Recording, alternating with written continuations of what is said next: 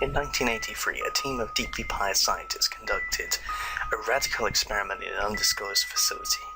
The scientists had theorized that a human without access to any senses or ways to perceive stimuli would be able to perceive the presence of God.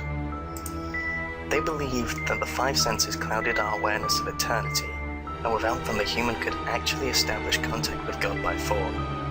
An elderly man who claimed to have nothing left to live for was the only test subject to volunteer. To purge him of all his senses, the scientists performed a complex operation in which every sensory nerve connected to the brain was surgically severed. Although the test subject retained full muscular function, he could not see, hear, taste, smell, or feel.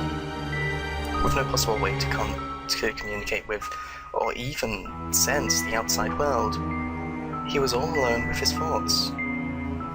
Scientists monitored him as he spoke aloud about his state of mind in jumbled, slurred sentences that he couldn't even hear. After 4 days, the man claimed to be hearing hushed, unintelligible voices in his head. Assuming it was an onset of psychosis, the scientists paid little attention to the man's concerns. 2 days later, the man cried that he could hear his dead wife speaking with him, and even more, he could communicate back. The scientists were intrigued, but were not convinced until the subject started naming dead relatives of the scientists. He repeated personal information to the scientists that only their dead spouses and parents would have known. At this point, a sizable portion of scientists left the study. After a week of conversing with the deceased through his thoughts, the subject became distressed, saying the voices were overwhelming. In every waking moment, his consciousness was bombarded by hundreds of voices that refused to leave him alone. He frequently threw himself against the wall, trying to elicit a pain response. He begged the scientists for sedatives so he could escape the voices by sleeping. This tactic worked for 3 days, until he started having severe night terrors.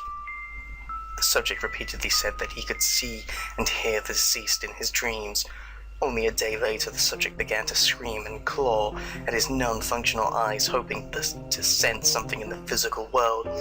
The hysterical subject now said the voices of the dead were deafening and hostile, speaking of hell and the end of the world.